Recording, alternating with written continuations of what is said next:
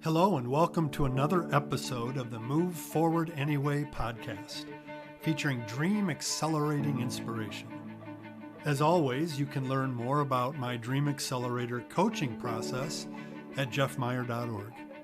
You can click on the Move Forward Anyway tab and watch all of these episodes in video form, or you can download wherever you like to get your podcasts from. I'm your host, author, entrepreneur, and coach, Jeff Meyer. Well, good day, fellow dreamers. It is good to have you back again with another episode of Move Forward Anyway, and I have a special guest today. I'm so excited to talk to her. It's actually the first time I've talked with her. My wife knows her much better than I do, and I'm so grateful for the introduction. Hallie Ringhand, thank you so much for being with us today. Tell us a little bit about who you are, the journey you've been on since 2008 when you started your New You Today business, and it's gone through a lot of changes in the last 12 years, 13 years. But just give us an introduction of who you are. So thanks for having me, Jeff. I really appreciate it. I look forward to this opportunity. So who I am, boy, it's interesting. That question's really big. And so, Right. automatically, I always go to these roles, I'm a wife, been married 26 years. I'm a mom to 2 adult kids we're all under one roof because of the current pandemic, which has been really great in a lot of ways and really hard in some other ways. I am a business owner, have been since 2008. And part of that, I've been a fitness professional for over 30 years. I grew up in Madison. I actually grew up on the east side of Madison, so moved, a whole 30 minutes the other direction. I am, what else could I say? I'm a Christian. I was raised Jewish and became a Christian in my 20s. Our family is active at Black Hawk Church here in Madison. I've had my business now for almost 13 years. And as my kids have gotten older, it's been a huge piece for me. Yeah, that's awesome. So take me back to 2008 for a moment. And what was the impetus for starting your own business? What were you doing before then, or at that moment when you decided to launch out into this entrepreneurial space? So in 2008, I always kind of think about my kids in terms of ages. I don't know if you ever do that, but yeah, all the time. And then I usually ask Amy, how old are they again? So 2008, my daughter, who was going to be 23 in May, was 10, and my son was 7. And at the time, I was working for a nonprofit here in Madison called Briar Patch. I don't know if you're familiar with Briar Patch. Yeah. And I worked as a marriage and family therapist for the family systems counseling area of that particular organization. I was also teaching fitness as a side job because I've always done something on the side. I think it's really, honestly, personally, I think it's really important that everyone has something on the side, whether they're making money at it or not. I think it's helpful just to be well-rounded in terms of what we do. And not getting too hung up on one thing in life, whether it be family or career or whatever it may be. And in 2008, I was really having a hard time balancing it all. I really, honestly, more than anything, I wanted to completely quit working outside the home and just be a full-time mom. But it wasn't a choice that Jeff and I, my husband, could make because it just didn't make sense based on the kinds of things that we wanted to do financially for our family. And it was just not in the cards. So it was at that point that I decided to start very gingerly my consulting business, New You. So it started out as a consulting business, and I'm imagining the consulting was in wellness. Yeah. So the health. Also, you also physically help people in the physical space, but also the emotional space and spiritual space. So was it a pulling together of all those kind of disciplines into one? Yeah, for sure. And that's the challenge is, when you identify you want to do something, and especially with health, you really do have to dial it in, because if you go too broad, it's confusing and people don't really understand why they would choose you over Mm, the millions of other people out there. So that took a while. I at first started with just nutrition. So I was certified in nutrition through multiple modalities at the time. Low glycemic index eating under Dr. Sherry Lieberman is where I started. Then I became a certified nutrition coach. And then I used my marriage and family therapy degree to intertwine counseling and coaching techniques to help people as they move through that process. wow. And so you touched on something really important. Um, Starting out, we tend to be really broad. I've had the same experience with jeffmeyer.org and the Dream Accelerator, narrowing the niche of my who am I specifically designed to help within the dream space, within the entrepreneurial space. Who am I really qualified and gifted to help? And that process takes time to narrow. Would you, is your experience borne that out as well? For That sure. you started more broad, and then as you got going, you realized you had to draw in your niche and narrow your niche and narrow your niche. Yeah, 100%. And I didn't think it would be that way. I thought, well, doesn't everybody want to just look at health holistically? No, No. they had very, very specific problems they wanted to solve, right? Mm-hmm. For Wow. And sure. there's also another principle that you've already brought up, and that is that a lot of times the people I work with, they think they have to figure it all out before they get going, before they start. And what you're saying is, in your experience, you started and then you began to figure it out. Yeah, and it's funny that you say that, because I'm like that. Like, I'm a jump in and then figure out how to swim, where my husband is like, figure out how to swim across the ocean before you jump There you go.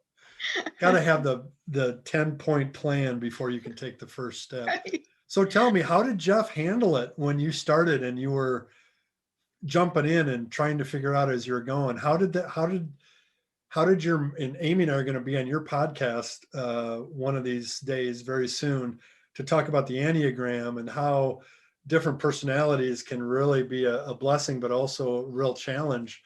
Tell me about your marriage and your relationship with Jeff in Mhm. 2008 as you started. Yeah, so when I first came with this, he's always been super supportive of what I want to do and my ideas, but he was apprehensive, and he's like, "Dad, do you have a business plan? Do you have a vision? What's your budget?" So he's the kind of person that it's awesome because he asks the right questions, where I'm just like, "Well, What? kind of." Of He's like, course. you, Let's he's go. gonna, it kind of doesn't work. Like, so he's the one who really got me thinking about the nitty gritty of it. Do you create an LLC, or do you create an S corp, or who's going to manage all the accounting? How are you going to market? All those things that you're like, ew, now I don't want to do it. Ew, I don't want to do this at all. This is gross. I I know. just want to help people. Yes. And that's kind of what I said. I said, it's just me. It's a solopreneur. It's not like I'm hiring people. I actually I did end up hiring a person at a one point in time. And I do have a couple of very part-time employees right now, but for the most part, I think trying to talk him off the ledge helped him talk me off the ledge. It's like we were both able to come to a space where we could, honor, like, this is who she is, and I honor this is who he is, and let's try to find a common ground to make this work. Um, and as I started to grow, growth was slow. I mean, a lot of times people think they start or open a business and then you just start making money. And that's, as you know, that's not reality for most people. I mean, making money is like, woo, I made money. Yeah, exactly. So when you started, you talked about Jeff's apprehension. Talk to me a little bit about your emotional thoughts and feelings as you started this new venture? Hmm. So it was scary for me. I had always worked for other people, and I had always worked for the most part, I worked in some type of social service business. I worked in policy for a while. I worked with direct service when I worked at Briar Patch. I worked at Goodwill. I mean, there were a variety of places that I had worked for other people, and I guess what prompted me to kind of take the plunge is throughout my whole college career and before. I mean, when I was a young girl, I was always trying to find ways to make money. I come from a single parent home.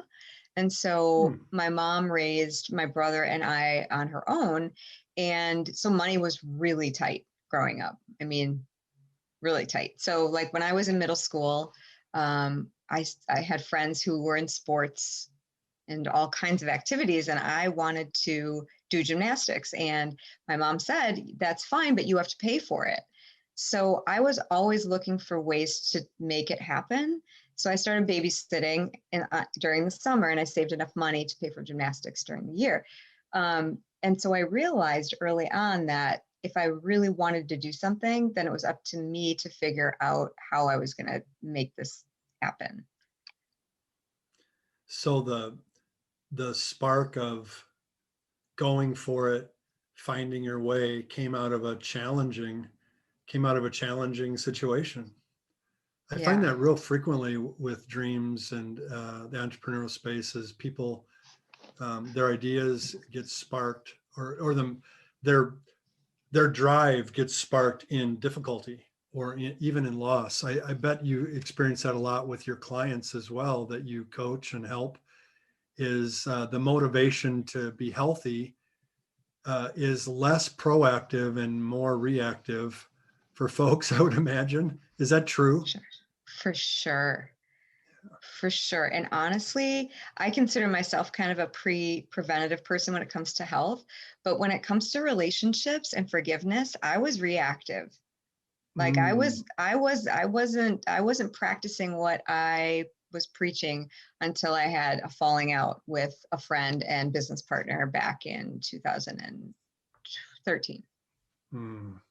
So So, what would you say to those people who are listening in who are thinking that they've got to get the pain or the difficulty to go away before they can pursue their idea or their dream? wow. I would say be gentle and be really honest with yourself. And if you don't really know what's happening inside of you, but you can feel it, to start journaling, praying, meditating, to put some kind of a daily practice in place to get whatever's in the heart out. Mm. But then I think what's even more important than that is seeking out someone else to help facilitate and guide you through. It's pretty much impossible to do it on your own.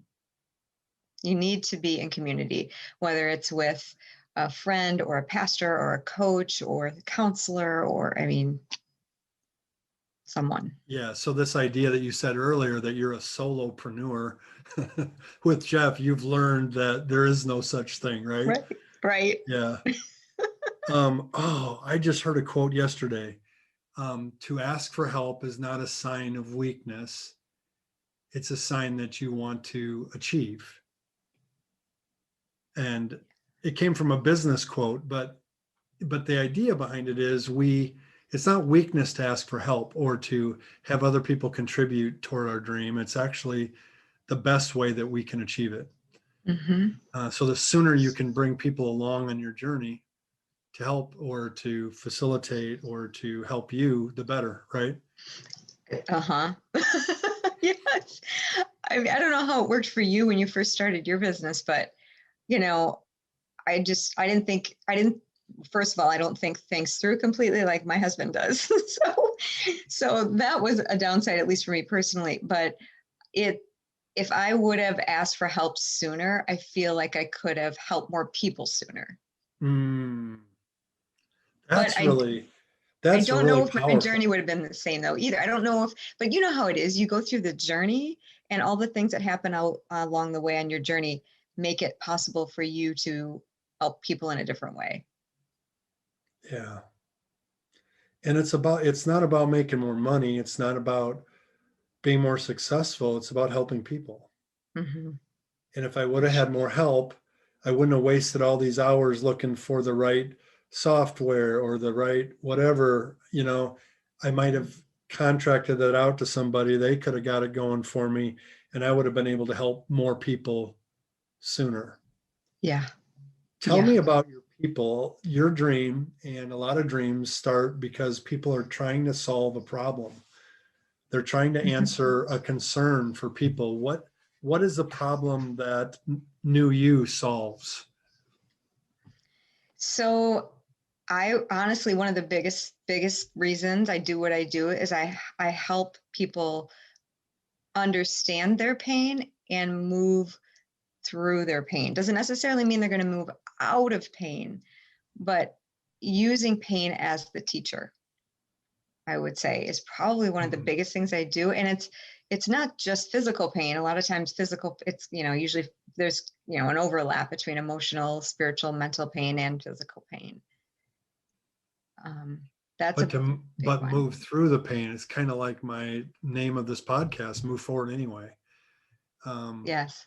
And I've found in my working too that people feel like they can't move forward until they've solved everything, or they've, like Jeff said, you got the plan all the way through the ocean. And in reality, we're always going to have a certain amount of fear or pain that we're going to be dealing with. The key is to move forward anyway, in spite of it, and use it as fuel and not as a fence to keep us contained or boxed in. Yeah, absolutely.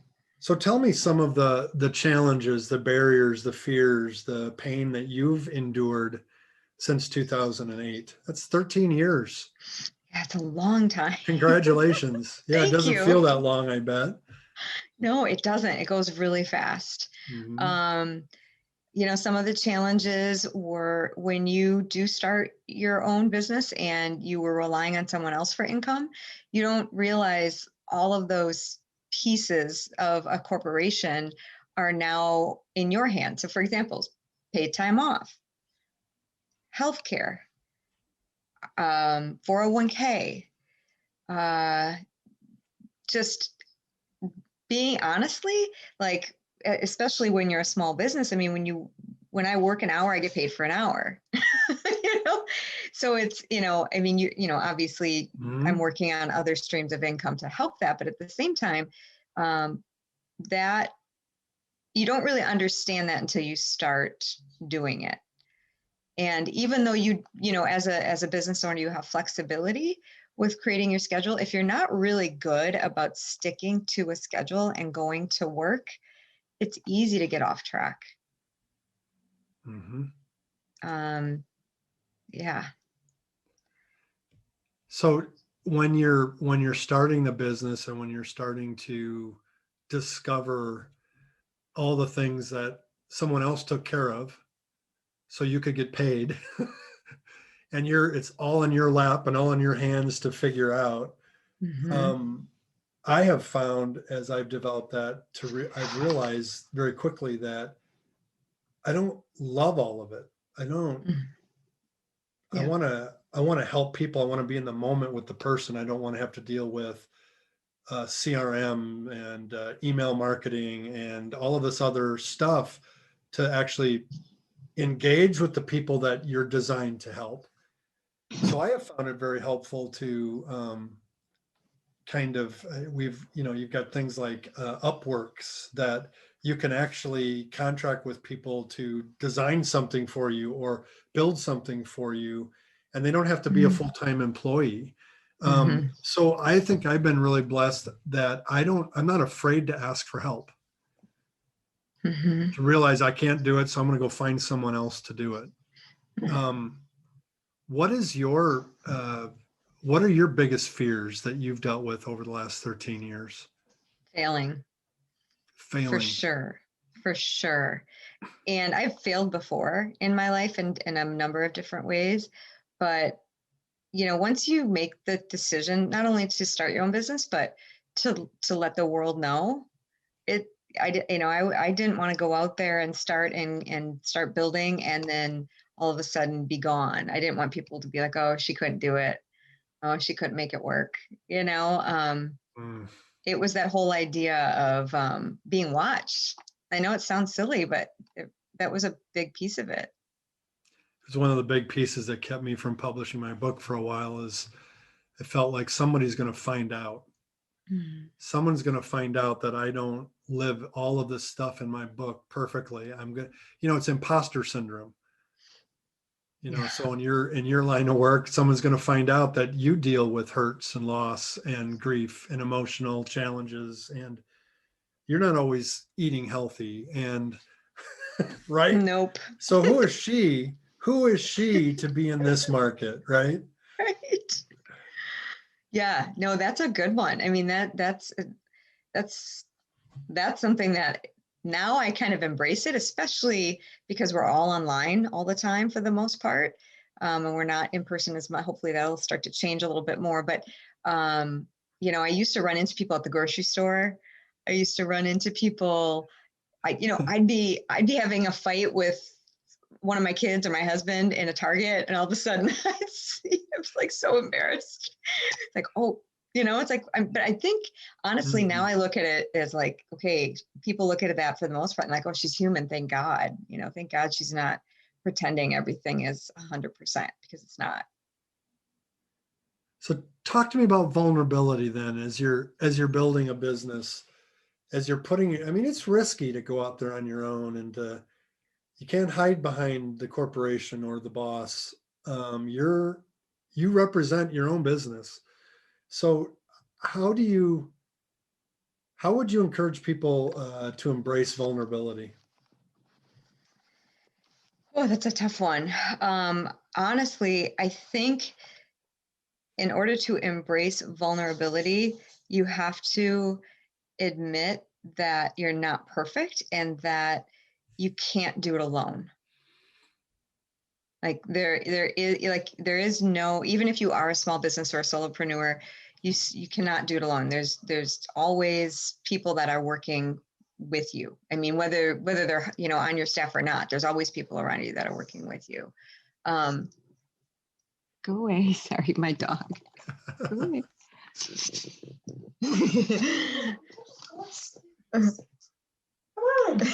Like this. Vulnerability in action. Vulnerability, right? Hi, everybody. I know, right? I'm in the middle of a podcast right now. Nice. How are you? That's my daughter. I love that. Isn't that great? She's like, I'm in trouble. Yeah, could you get him? That's so great. Yes. Those of you who aren't watching the video, but you're just listening to the audio, we just had a great vulnerable moment where the daughter was crawling on her knees to try to get the dog out of the room. Oh my gosh, so funny. So funny. But it's like, seriously, like being able to react in those moments as authentically as possible is, I think we can all relate to that. We can all relate to, yeah, we're doing everything virtually right now. You're going to have pets and people and internet issues and all of that. It's going to happen. Mm-hmm. But in order to be vulnerable, I really do think you need to understand that you're coming from a place that is uncomfortable, and that it's not going to be all smooth sailing. You're going to have to be uncomfortable to really grow. Yeah. And there's going to be things that don't turn out the way you expect them to. In a recent podcast, I talked with Justin Rosso, and he talked about, he's an author and starting his own business as well. And he talked about how grief and fear kind of swim together. Like and he used the word picture of juggling eggs and walking at the same time. As you're trying to build a new business, you're juggling eggs. And I said, well, that's crazy because I can't juggle. And he goes, exactly. That's why the metaphor works, because there's going to be eggs that fall on the sidewalk. And what are you going to do when that egg that you thought was going to turn out a certain way lies crashed on the sidewalk? Are you going to turn around and try to clean it up, or are you going to keep moving forward anyway? And so you got to let go of some things. I think another thing that you brought up is that you're not going to be able to do this alone. That means you're going to have to trust other people with your dream. Right. And that's risky. You mentioned a relationship with a business partner that went south. Talk to me about the risk of that and the pain of having that happen. Yeah, so that was probably one of the biggest growth moments in my life. You know, we collaborated pretty extensively with our businesses, and we, you know, I kind of worked on the nutrition side of things in the corporate setting, and she did a lot of the admin programming side of things in addition to the fitness side of things. But we didn't have a written contract, which I don't advise. And we also had a really long friendship. So sometimes it got boundaries got kind of hard, you know, when you're in business with your friend. And like you had said, you know, juggling and walking at the same time. You know, we were both so overwhelmed by the things that we were doing in our businesses and collaboratively that in order for us to move forward in a healthy way, we didn't really take the time to have those tough conversations that should have happened. And it wasn't like it was her responsibility or my responsibility. It was just a learning process. We didn't really know, and we didn't really pursue those things at that point out of fear, I think, out of, you know, pain and trying to avoid it. So it was a great experience. And now I look back and, you know, I would thank her for it 1000%. But the way that our, you know, separation, our business separation kind of split was probably the hardest for me, because it was a communicative issue that I thought wasn't the right way to communicate. She sent me an email and basically, you know, decided that this was the way it was going to be for all the contracts that we were working with. And she had already had conversations with them. And so it was really hard for me to take, because I didn't see it coming, even though it was right there under my nose the whole time. Like God was saying, I mean, you know, there's some things that are happening here, and, you know, you need to keep looking a little deeper. And I was refusing to look deeper. So there was a lot of pain in that. So when you experience those losses, those moments of grief, when things don't turn out the way they should, how do you keep moving forward anyway? How did you keep moving forward and not just like shut it down? What kept you moving? Well, a lot of prayer. And honestly, meditation. Meditation is something I'd never done before. And it became another tool for me that allowed me to go deeper within myself, but also to go deeper with God. I feel like prayer is spending time in the Word with God, meditating, but I feel like meditation is more, I don't know, if it allows you to be in a space where you don't necessarily have to focus on anything, but you're allowed to get in touch with your deepest self. So that was really, really helpful during those times. My husband was giant, because he was, I mean, I was feeling like if he's the one who says, okay, that's it, you're going to have to do things differently, then I would. And we've talked about that many times over the last 13 years. There have been many times where I've said, maybe I should just go work for someone else. Maybe I should. And he's the one who's like, are you crazy? Why would you do that? You know, look at what you've built. Look at what you're capable of. And so having that, you know, support, that cheerleader is huge. Yeah, tremendous. Huge. Give me a story, share a story without breaking any confidence, of a moment when you were doing the work you're doing the last 13 years and helping someone, and you could stop and say, this is why I take the risk. This is why I keep moving forward with this dream, where you're just like, I'm really helping someone here. Mhm. Do you have a story of working with someone, a client, that comes to mind when you think about your who, the person that you're really designed to help? Yeah, it's I've had a couple, but I would say that one that really stands out to me is a recent story. And I was working for, I had a corporate client and I was doing on-site fitness classes for them. But in the midst of the pandemic, all of that ceased. And so we continued with fitness classes virtually. Mhm. And I had this core group of people that were showing up every single class. That's not typical. I mean, life gets in the way, right? Yeah, right. But I had like 4 or 5 people who were always there. And one man in particular, which isn't my typical demographic, a younger man, um, he would tell me, "You have no idea what these classes mean to me. Like, you don't understand what, like, this is." And I didn't. I just thought, okay, it's a good workout. You feel good. You have endorphins, that kind of a thing. Yeah, yeah. Like I understand. And he said, no, like when he suffered with some pretty severe depression and anxiety. At the time, he was on the cusp of losing his job.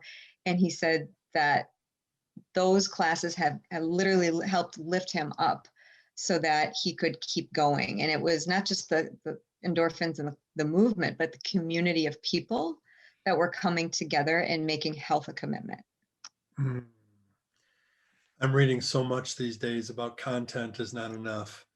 Um, community community needs to be a part of it as well, right? And it's really hard to do that, although you just showed in your example how it is still possible to do it, to build community even during a pandemic. Yeah. That's awesome. And I would say that that's probably one of the reasons why you keep moving forward. When it gets tough, I try to tell my clients, when it gets really tough and you're doubting whether or not you should keep doing this, and Jeff probably helped you do this too, is to remember your who that you are helping. Mhm. Remember the reason why you got in this in the first place. Remember the problem that you're solving. Mhm. And health, healthy eating and physical exercise is more than just the endorphins, right? It actually builds a healthier person, Mhm. which is awesome. Yeah. Yeah. I love that. Keep moving forward. How did you come up with that? Oh, you really want to know? Move forward I anyway. do. Yeah. Move So I forward wrote the anyway. book. It's right behind me here. Fear Not, Dream Big, and Execute. And it got to the top 10 of an Author Academy Awards. And so that meant I got a trip to Columbus, Ohio. Woo-hoo. Um, and I got to spend in the room with the 10 finalists. I had 90 seconds to summarize my book. It's a 335-page book, and I had 90 seconds. Wow. And so I I don't know. I think it just a matter of on the plane trying to figure out how to Mhm. summarize it, how to narrow it. Um, and God just gave me this phrase: fear will come, fear will stay. Mhm. Move forward anyway. Mm. And so I started out in the room with my 90 seconds. I had them repeat it after me. Fear will come, fear will come, fear will stay, fear will stay. Move forward anyway. We made a big chant out of it. And then at the end, I said, your dream needs to live. Your dream, Hallie, needs to live because you're helping people. You're solving a problem that the world needs solved so that people can be healthier and be more productive, more healthy to help build our world, right? To make it a better Yeah. place. And so it matters. Your dream matters. It's got to live. You can't give up on it.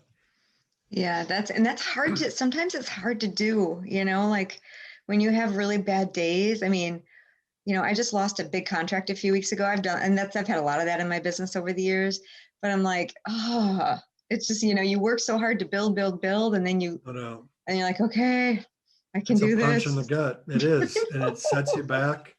And you have enough of those in the middle of a pandemic. And Uh-huh. believe me, there's been a number of times in the last 9 months that I've been like, what's the point? Mm-hmm. And that's when my wife, Amy, steps in and says, what do you mean? What's the point? and she'll remind me of the people. She'll remind me of the who's in my life that have been blessed because the work I've done with them and that we've done together. Not that I've just done for them, but we've done it together. Yeah. Yeah. Remind me of the reason why to begin with. And okay, and I'll get up tomorrow again. We'll give it another shot. That's so great. I can completely see her doing that too. Like, what do you mean? Yeah. I mean, we'll get to this on your podcast. That's what a 7 does. Yep. Versus the 4 who sees in me, the 4 in the Enneagram sees all the problems, all the things that are unfinished, all the things I didn't do well. I say it's like Eeyore and Tigger living together under the same roof. And that's kind of what it's been like, Yeah. Yeah. Oh, wow. Eeyore and Tigger. I love that. That's great. Oh, man. Well, but I'm sorry, go ahead. No, go ahead. Go ahead. You had something you want to say. You had said, so the thing that keeps resonating for me as you ask me questions is the who. And I think if I could talk about the who when it comes to my business and why I've kept going, I think about people who have inspired me so much in my life, and not necessarily by anything they've said, but like who they are, watching them in life, watching them navigate. I mean, my grandmother who passed away back in 2003 was a Holocaust survivor. And she's this small, little, mighty woman, like who just didn't stop and didn't take no for an answer, and was always cheering you on, and basically had a whole baseline of, this isn't hard, you can do this. So she, you have those voices of those people in your head. Oh, yeah. My mom, single parent, who, what my dad was an alcoholic and an abusive man, and, was killed when I was 9 years old, so like you see these people in your life, and you don't realize the impact that they're going to have on you. But if you remember back and you're like, okay, I watched her do this, I can do this. Yeah. So there's the who that you're helping, but there's also the who that surrounds you, that's in your camp, that are invested in you, that aren't just interesting people, but they're interested in who you are, and they're going to cheer you on. It's that great cloud of witnesses the scripture talk about, right? As you're on the playing field. So that's the motivation. And I think it's just fascinating that it's the motivation of making money or having independence or being your own boss, that's okay. It's motivation that helps, but that kind of has a shelf life. But people are the real motivating factor why we do what we do. Want to help them, and you help them get healthy. You help them experience a new you and help them uncover their new you. So I like to wrap up just by asking you, what question did I not ask you that I should have asked you in this podcast episode? What would you like to tell the audience? Oh boy, that's a good one. I think the bottom line, I don't know if it's necessarily a question that you missed, but the bottom line for me to tell the audience is, the path that you think you're going to travel is never the path you're going to travel. So the dream hasn't failed when you get bumped off course. Yes. It might get tweaked. It might get realigned. It might be starting over with a new focus. But the dream never turns out exactly how you picture it. No. And the road is never smooth, and it's never a straight line. Absolutely. That's so helpful, because people think that they failed if something goes sideways. I mean, I built my Dream Accelerator on in-person 1-day and 2-day workshops. And then the pandemic hit. And you're like, what do I do now? Does that mean the dream is over? Does that mean that people don't have dreams that I can help with? Might show up differently. We adjust and we realign and we keep moving forward anyway. Find find the path forward. Find the path forward. So before we, what I'm wondering about from you, how were you able to transition what you do during this pandemic? Yeah, great question. I took my 1-day workshop with follow-up community access on Facebook, and I built it into a one-on-one coaching package, 6-month coaching package, one-on-one with me. And if people want to find out more information about that, they can go to jeffmeyer.org. But yeah, I had to do this virtually. I had to, you can't get in together with a bunch of people in a room anymore. And maybe that'll come back, but I couldn't sit around and wait. And it started, I had a workshop scheduled for May and I had one scheduled for August, and they both got canceled. And I, well, maybe by October we'll be back together again. Maybe I can do another. I thought, like many, I thought this pandemic was going to be over by the fall of last year. Well, now we're entering year 2. That's crazy. In a month. So yeah, you just gotta find a different way. Yep. And make it work and not be afraid. And I also, this is a part of what you were saying, is it's never going to turn out exactly like you think. I was working with a business coach this summer, and I kept saying, well, I'm not succeeding. It's not working. The Dream Accelerator isn't happening at the rate. I'm not getting the number of clients I want to get. And she said, but you've landed 2 corporate clients in the last 60 days that are doubling what you were expecting to get through the reach you were going to have through the individual clients. And you're telling me that doesn't count? I kept saying that doesn't count. That's not a Dream Accelerator. He goes, that's crazy, Jeff. You're helping them accelerate their dream as a company. And so it just looks differently. It looks differently. So Isn't it? It's interesting to, sometimes you don't see those things until someone else points them out. Having those people around you. You're so fixated on the strategy that you want to follow, the offer that you have in front of people, that anything that comes from the outside of that, doesn't count.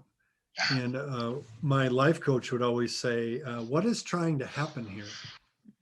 And why don't you pay attention to that and ride the momentum that's happening? And so I guess for our listeners, I would encourage you to be open to, as you're pursuing that one path, not to be so fixated on your strategy or on your offer that you miss the opportunities that might open up a new door of helping people.